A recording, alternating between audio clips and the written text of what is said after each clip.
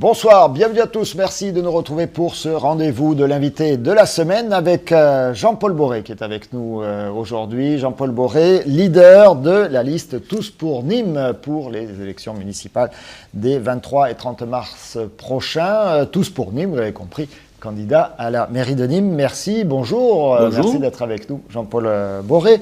En quelques mots, vous définir politiquement, vous êtes conseiller régional au sein du groupe Les Communistes à la région Languedoc-Roussillon. Vous êtes toujours membre du Parti communiste, vous ne l'êtes plus? J'ai été exclu, c'est fini.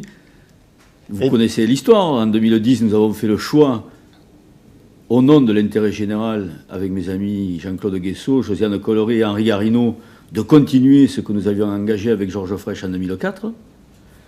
Et puis aujourd'hui, la page est tournée. Je continue au sein de la majorité régionale à mettre en œuvre une véritable politique de changement dans cette région qui, je le rappelle, avait permis de sortir du jeu le Front National qui s'était allié avec la droite à son époque. Alors, depuis plusieurs mois, ça fait de très très longs mois que vous avez, avec d'autres, monté cette association, Tous pour Nîmes et son agglomération, ce travail de fond, de recherche, de proposition, etc., dans tous les domaines. Vous l'avez mené à bien jusqu'à aujourd'hui, enfin jusqu'à il y a quelques semaines, où vous vous êtes déclaré carrément, franchement, donc pour l'élection municipale avec une liste. On voit quelques images, c'était il y a quelques jours à la TRIA, la présentation de votre liste et d'une partie de votre programme. Où en êtes-vous aujourd'hui en termes de positionnement? Est-ce qu'on peut vous positionner à gauche, quelque part, entre le Front de gauche, le Parti socialiste, ou est-ce que vous vous situez en dehors des partis, en dehors de toute tendance politique? On se situe à Nîmes. Oui, c'est une réponse, bien sûr. Donc, dans votre liste, vous avez des gens de toute couleur politique, c'est ça. Dire. Et pas seulement de couleur politique. Nous avons réussi le défi de construire d'abord un projet pendant 3 ans. Et nous avions dit, il faut absolument créer les conditions d'un rassemblement. On avait invité les partis à en discuter. J'avais un accord personnel avec Damien Alary lorsqu'il avait envisagé d'être candidat. Il devait venir à une initiative publique que nous avions organisée. Il y avait plus de 500 personnes en octobre 2012 à la TRIA. Pour des raisons que j'ignore, il n'a pas pu venir. Et ensuite, chacun sait qu'il a dû renoncer à être candidat. Et depuis, nous n'avons plus eu de rapport. Par contre, nous avons maintenu le fait que nous pensions nécessaire de nous retrouver tous avant le premier tour pour voir s'il était possible de travailler ensemble. D'ailleurs, je note que depuis que notre programme est publié, puisque nous avons avancé main ouverte, il est copié de toutes parts. Je n'en fais pas un fromage, comme on dit à Nîmes, ce n'est pas grave, mais c'est pour confirmer qu'il y avait vraiment possibilité. Or, la logique des partis aujourd'hui, et on le voit ces derniers jours, consiste à considérer qu'on ne fait pas l'alliance avec une association.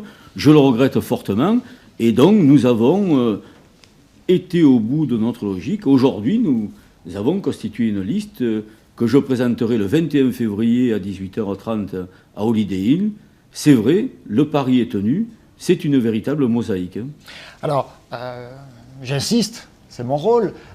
Au deuxième tour, en imaginant que vous passiez le premier tour, vous faites plutôt alliance avec qui, si vous vous situez à Nîmes? Plutôt avec Jean-Paul Fournier, qui dit ni moi dans son slogan de campagne, plutôt avec vos amis traditionnels, notamment à la région de gauche, du Parti socialiste, voire du Front de gauche. Où vous situerez-vous entre les deux tours? Évidemment, nous sommes engagés dans une alternative. Quelle que soit votre position du reste, je ne présume pas sur le résultat. Mais ma réponse est très claire. Bien évidemment, nous sommes une alternative à Jean-Paul Fournier et surtout un rempart au Front National, dont il ne faut pas oublier où il trouve ses racines dans la crise de la politique. Et c'est aussi à ça que nous voulons répondre en allant dans les quartiers, on pourra développer tout à l'heure. Mais il est évident que pour moi, je souhaite qu'il n'y ait aucune exclusion, aucune exclusive au deuxième tour pour se rassembler. Pour l'instant, je note que certains ne veulent pas entendre parler de Tous pour Nîmes. Je le regrette, mais moi, mes mains sont totalement ouvertes, c'est clair, pour un rassemblement le plus large au deuxième tour, puisque malheureusement, nous ne sommes pas parvenus à le réaliser avant le premier tour. Y compris avec vos anciens amis du Parti communiste ici, qui semblent faire de votre cas un point de crispation particulier. Mais bien évidemment, j'avais d'ailleurs proposé au régional, malgré les moins de 10% qui avaient été faits, mais la possibilité de s'unir avec la liste Tous pour le Languedoc-Roussillon. Ça avait été refusé, mais vous voyez, je suis sur une constante. Je suis pour le rassemblement de toutes les bonnes volontés. Jean-Paul Boré, on va venir au programme. Dernière question un peu politique. On sait aujourd'hui que beaucoup du pouvoir, beaucoup de moyens sont concentrés au niveau des agglomérations, des communautés d'agglomération. On a des positions très diverses. On a du côté de Jean-Paul Fournier l'engagement d'un soutien à Yvan Lachaud pour la présidence de Nîmes Métropole. Vous êtes élu maire demain, vous êtes également candidat à la présidence de Nîmes Métropole, ou vous avez dans votre équipe quelqu'un qui est destiné à ça? Ce sont des questions qui demeurent ouvertes. On n'a pas discuté de place au sens classique du terme. Nous avons une ambition pour Nîmes, bien sûr pour l'agglomération. Moi, ce qui est sûr, c'est que je m'oppose à tout cumul de mandats. Donc, si je suis maire, le lendemain, je démissionnerai du conseil régional. Nous avons d'ailleurs tous signé, les candidats, une charte éthique qui nous engage en ce sens, avec d'autres éléments qui, notamment la probité, notamment le respect du projet, la lutte contre les discriminations, tout cela nous l'avons signé. Pour moi, c'est clair. Si je suis élu maire, je me consacrerai à cette seule fonction et j'annonce que je ne serai candidat à aucune autre élection. Pour moi, être élu à un moment donné n'est pas un strapontin ou un piédestal pour se lancer vers d'autres horizons. Donc vous êtes élu maire demain, vous n'êtes pas président de Nîmes Métropole? Ça, c'est autre chose, nous en discuterons. La fonction de Nîmes Métropole, elle dépend du fait qu'on soit maire ou pas. Pour l'instant, la question reste totalement ouverte parce que, précisément, j'envisage le rassemblement de tous. Si le fait que les électeurs me placent devant au premier tour, j'assure désormais, je l'ai déjà dit dans mes discours, que les gens qui composeront la liste du deuxième tour, pour moi, seront considérés à part entière membres de la majorité si nous gagnons. Donc pour moi, il me semblerait bien trop tôt de dire qui sera le président de l'agglomération comme le président de la métropole à l'Est, Nîmes. Alors, on vient à votre programme. Vous mettez en avant vraiment l'aspect développement économique. On va parler également du tourisme, mais le tourisme est une économie, est au cœur de l'économie, particulièrement dans notre région. Alors, quelle solution en termes économiques vous pensez détenir pour faire sortir Nîmes de cette impression de léthargie que certains véhiculent parfois? Je partage votre mot. Je pense que Nîmes doit se doter d'un projet global à plusieurs décennies, tout en prenant des mesures immédiates pour que tous les quartiers de Nîmes soient traités sur un pied d'égalité. Et je pense que plus tôt on le fera, mieux on engagera la population à soutenir un tel projet. Je pense qu'aujourd'hui, il y a plusieurs dossiers en cours qui sont complètement détachés d'un projet général. Et je pense qu'avec la région, avec le département, avec l'État, avec l'Europe, Nîmes doit devenir une capitale. Et je pense que Nîmes, capitale de la romanité, je me bats, elle porte des valeurs. Je pense que rapidement, il faut aller vers le jumelage de nos deux aéroports. Je pense qu'il faut remettre en cause... Deux aéroports avec Montpellier, avec Montpellier, comme avec Georges Frêche, nous étions d'accord pour l'appeler Sud de France. C'est ainsi que je me bats aussi pour le contournement ouest de la ville, qui est une grande artère qui permettrait de désenclaver le sud par rapport au nord de notre ville, avec la déviation nord, mais également intégrer les quartiers Pissevin et Val-de-Gour, qui feraient partir d'un grand projet avec la création d'un quartier des arts vers le sud de Pissevin, avec la ZAD du Bois de Menteau qui est à l'ouest, qui permettrait d'avoir un grand ensemble du développement économique, qui permettrait que Nîmes, dans la métropolisation avec Nîmes et Alès, joue sa carte de l'avenir. Ça, c'est complètement fondamental parce qu'on s'aperçoit que la métropolisation consiste aujourd'hui à aspirer tous les fonds vers Montpellier. Et je crois aussi que d'avoir engagé toutes nos finances vers le centre-ville... C'est-à-dire les fonds de quelles institutions? Je souhaiterais terminer parce que je pense que nous commettons une erreur en centralisant toutes les finances de la ville vers le centre-ville. Ça ne permet pas un développement harmonieux de la ville. C'est pour ça que je pense que le musée de la Romanité doit être repensé. Je préconise qu'on réfléchisse avec le monde des affaires pour qu'on aille vers la construction d'un centre international d'affaires avec ce qui pourrait être autre chose que le musée de la Romanité, parce que je crois que Nîmes a aujourd'hui la chance d'avoir un tel patrimoine qu'il faut le mettre en valeur. C'est pour ça que... Le musée de la Romanité, c'est une bonne idée ou pas?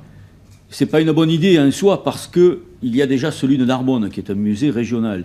Il y a celui d'Arles. Ça veut dire que Nîmes ne doit pas exploiter sa dimension romaine ? Mais bien sûr que romaine ? si, justement, et je pense qu'un musée ne vise qu'un certain public, il ne vise pas le grand public. Or, nous avons une richesse patrimoniale qu'il faut sortir des musées.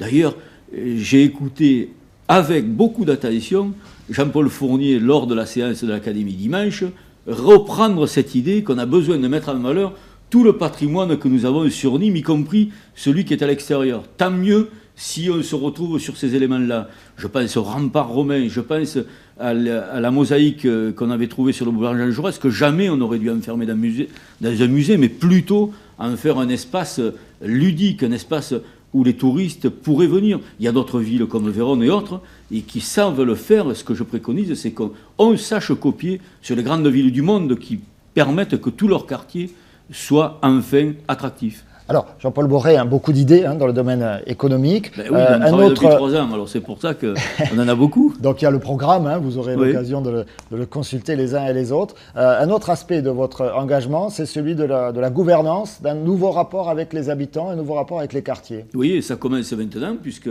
nous sommes en train de passer des contrats avec les habitants de quartier, sur la base du programme en général, mais avec des éléments spécifiques qui sont dans les quartiers. On a passé le premier au Mas-de-Meung, nous irons à Pissevin, à Val-de-Gau. En 2 mots, ça consiste en quoi ? Ça consiste à vous vous engagez à investir dans le quartier, et en contrepartie, vous demandez quoi ? On demande que ça soit en confiance, construit, orienté avec les habitants et géré avec les habitants.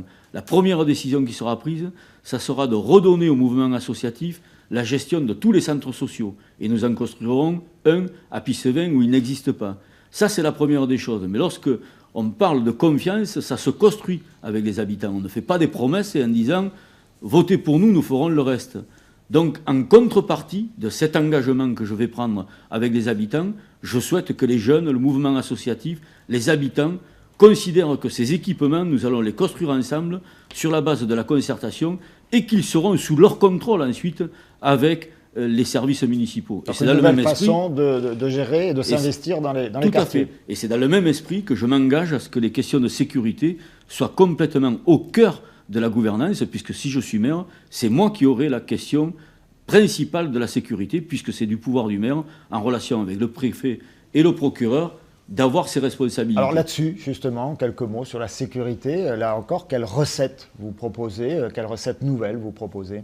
Nous allons mettre en place un office de la tranquillité, comme cela se fait à Toulouse. J'y suis allé plusieurs fois, rencontrer mon ami Jean-Pierre Avrain, qui m'a fait le plaisir de venir à Nîmes pour en discuter.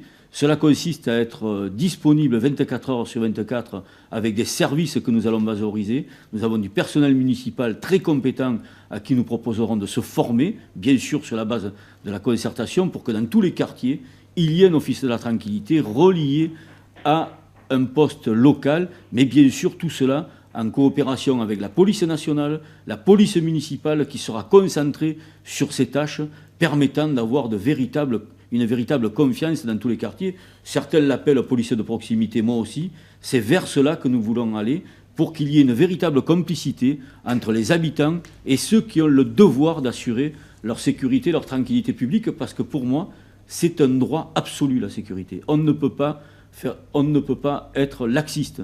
C'est d'ailleurs une des raisons pour laquelle je pense qu'il faut à la fois la prévention, à la fois la répression et prendre ses responsabilités. La ville aujourd'hui n'utilise pas les travaux d'intérêt général. Moi, j'utiliserai les travaux d'intérêt général en coopération avec le personnel pour que chacun soit responsabilisé. Et lorsque je passe des contrats avec les quartiers, je parle aussi de cette grande question. Un dernier mot, il nous reste 30 secondes. Vous parlez d'une charte de bonne conduite. Vous parlez de comité de veille citoyenne. Ça consiste en quoi, très La charte de bonne conduite, je l'ai évoquée avec le refus du cumul des mandats. Le comité de veille citoyenne, c'est aussi une agence de développement économique au niveau de l'agglo, avec le soutien de l'Office du commerce, dont la compétence sera transférée à l'agglo. Et là, je m'en suis engagé auprès de la CCI. Et le comité de veille, c'est un organisme qui permettra d'évaluer en permanence la mise en œuvre du programme sur lequel on se sera engagé. Jean-Paul Boré, tous pour Nîmes. Boré 2014, osons pour Nîmes. Merci beaucoup d'avoir été Merci à vous pour votre accueil.